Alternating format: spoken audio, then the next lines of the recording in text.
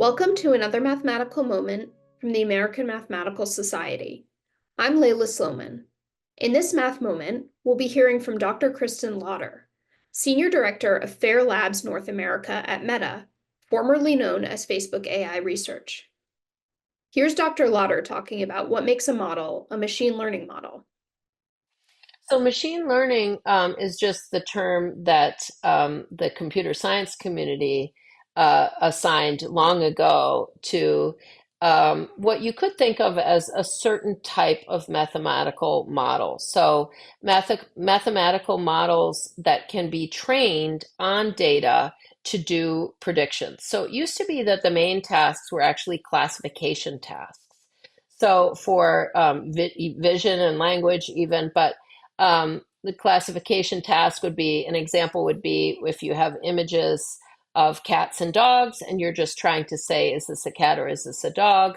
Or in the medical sphere, if you're looking at images of tumors and you're trying to classify whether the tumor is benign or malignant. And there's lots of other kinds of tasks you could classification tasks we could give as examples, like in the language sphere, something like for tweets, like it's called sentiment prediction. Is this a positive or a negative tweet? That kind of thing. So that's a classification task. And more recently, the kinds of applications of machine learning have been more to what we call generative AI. So actually, instead of just classifying given a prompt, between, let's say, a binary classifier classifies between two different options, or more general classifiers can distinguish between lots of different options. Generative AI models, what they do is, given a prompt, they generate a bunch of output, which may or may not be useful or truthful. Dr. Lauder said she is excited about a few different applications of artificial intelligence. She said that AI can potentially help doctors make diagnoses or take notes. And researchers are trying to use machine learning to model the climate, though that work is still in very early stages. One of the areas Lauder has been working on lately, she calls AI for crypto. In that project, Lauder and her colleagues have been trying to test the security of an algorithm called learning with errors. Learning with errors is used to encrypt vectors, or lists of numbers, so that the general public can't figure out what the vector is. It's considered one of the promising approaches to encrypting information on a quantum computer. To encrypt a secret vector S, take an inner product with another vector, A, and then add some random noise to the result. Researchers try to make sure that the encryption is truly secure by trying to break it. That is, by figuring out the secret based on encrypted data. If they figure out the secret, that means hackers likely can too. Lauder and her co-authors did this using a machine learning model that they called SALSA. So the idea is machine learning is a set of techniques and models that have been developed by the computer science AI research community over the last few decades, which attempt to essentially learn from noisy data. And so I found it to be particularly ironic that the crypto community assumes that learning from noisy data is hard, whereas the machine learning community in computer science assumes that learning from noisy data is doable and effective. So, in fact, of course, the devil is in the details, and it depends on the parameters that you pick and the actual systems you're trying to attack. But what we found in our initial SALSA paper in 2022 was that we actually could train ML models to predict the noisy inner product given a random vector. In a recent version of SALSA, Lauder and her co-authors succeeded at decrypting certain types of secrets, which had been encrypted in a way widely thought to be secure from hackers. So this is a really interesting development, showing that AI can be a very powerful tool for attacking, well-known problems. And the most recent SALSA results outperform any of the other classical approaches to solving this problem for the standardized parameter sets. Lauder's team trained their model to predict the noisy inner product based only on what a hacker would be able to intercept, without telling it the secret itself. Once their model could reliably predict the encrypted message, they could figure out the underlying secret. So you start with some model, which is not the model that you want, and you want to take steps towards getting your final model, which can actually do a better job of prediction. And the way that you take these steps is by minimizing a loss function. So the loss function measures essentially some kind of distance between how good the predictions are now with the current model and what the reality is. So how far off are you? And then imagine the space of possible models as being like a hypersurface in high dimensional space. And what you're trying to do is you're trying to walk towards a model which is better. Better means is that the loss function is improving. In other words, the loss drops. So what you're trying to do is figure out like the slope or the gradient and kind of walk towards a minimum or at least a local minimum and then stop when you get to a model which is doing a much better job of predicting your outputs.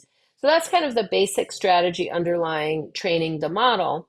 And as you can see, there's a lot of essentially like multivariable calculus and linear algebra that's involved in doing that. What we developed and what we have found is that our distinguishers that we can use to probe this model can very quickly find the secret. So we had a high correlation between us recovering the secret correctly with actual looking at the model and seeing the loss drop in the model. We're not cheating and like checking against the actual secret. We're assuming we don't know the secret. And then we stop when our statistical tests they show that we have recovered the secret. Lauder has also worked on developing AI models for predicting pollutants in the atmosphere. Yeah, so I'm really excited about the opportunity to contribute to solutions for um, combating climate change using AI. And there's a wide range of ways that they're being used today. I am not all that knowledgeable about the full range, but I have worked specifically on AI for, weather forecasting and the spread of pollutants, which also relates to the spread of carbon dioxide in the atmosphere. So the backdrop is that mathematical models have been used and optimized over the course of many decades, going back to the 1950s, for weather prediction. And it's thanks to mathematics that we have our, relatively good system of weather prediction today. But these weather prediction models are based on numerical analysis and approximate solutions to like partial differential equations applying arising from the laws of physics and things like that. And they're very compute intensive to set up and are primarily run on large compute clusters like supercomputers run by the various national labs. And so they're not extremely accessible to the common person or even the common researcher.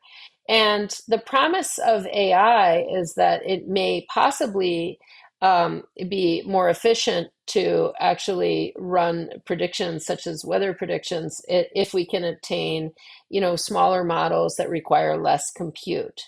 So AI predictions for weather are starting to be piloted and demonstrated by a range of different startup companies. But it's those same kinds of techniques that for predicting the weather that are actually used and very important for predicting the spread of chemicals and pollutants in the atmosphere. Predicting the spread of pollutants can also be piloted, using AI techniques. But unfortunately, we're really only at the beginning of understanding how well the AI models can do to potentially replace the weather modeling approach that's been honed over the course of so many decades by so many scientists. So we'll have to see where that goes. So right now, it's really a question of like highly specialized kind of supercomputer compute versus like highly specialized commercial cloud compute. And so those two things should be compared with respect to cost, data efficiency, training time, and accessibility. And right now, I don't know that anyone knows the answer on any of those metrics as to which one will come out better. Finally, I also asked Lauder about limitations to AI. She pointed out that quantifying the uncertainty behind AI predictions and clarifying the underlying reasoning behind those predictions are both important. So I started giving talks on responsible AI, even before I went to Facebook, and I developed this acronym that I really like, which is pass the fire test. So our AI models for responsible AI should be able to pass the fire test. So this is a three-word acronym, and it's PASSTHEFIRE. So privacy, accountability, security, safety, and then you could transparency, health, ethics, and fire is fairness, inclusion, robustness, and explainability. So these are all characteristics that we want to assure with our AI models, and each one of them is practically a field in themselves with different techniques. And there's a lot of work to be done, a lot of room to improve our solutions, and then to combine solutions that address one of these needs with some of the other needs so that we can actually provide models that can score highly on all of these characteristics. So that's what we need to do with AI today. We need to pass the fire test.